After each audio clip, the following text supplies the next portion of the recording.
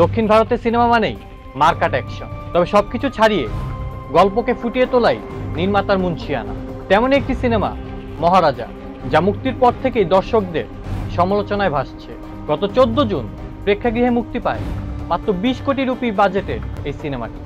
মুক্তির পর স্বামীনাথনের চিত্রনাট্য ও পরিচালনা এবং ভার্সেটাইল অভিনেতা বিজয় সেতুপতির অভিনয়ের প্রশংসায় ভাসছে মহারাজা। মহারাজা বিজয় সেতুপতির ক্যারিয়ারের 50তম সিনেমা। তিনি ক্যারিয়ারের এই মাইলফলক স্পর্শ করলেন মনে রাখার মতো একটা সিনেমা দিয়ে। নেটফ্লিক্সে মুক্তির পর অনেক বাংলাদেশি দর্শক সমালোচকও কথা বলেছেন মহারাজা নিয়ে।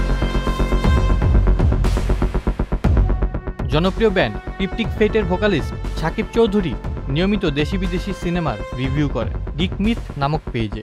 মহারাজা দেখে তিনি উচ্ছ্বসিত। এছাড়াও নিজের ফেসবুক অ্যাকাউন্টে তিনি লিখেছেন, বছরের অন্যতম সেরা সিনেমা, মাস্টার ক্লাস চিত্রনাট্য। Maharaja, যেটা নেটফ্লিক্সে বের হলো, is possibly one of the best films I will see this year.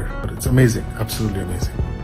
20 কোটি রুপি বাজেটের সিনেমাটি এক মাসেই বক্স অফিস থেকে 113 কোটি রুপি আয় করেছে। চলতি বছরের অন্যতম ব্যবসা সফল এই তামিল সিনেমায় মূল চরিত্রে অভিনয় করেছেন বিজয় সেতুপতি, অনুরাগ কাশ্যপ, মমতা মোহন দাস।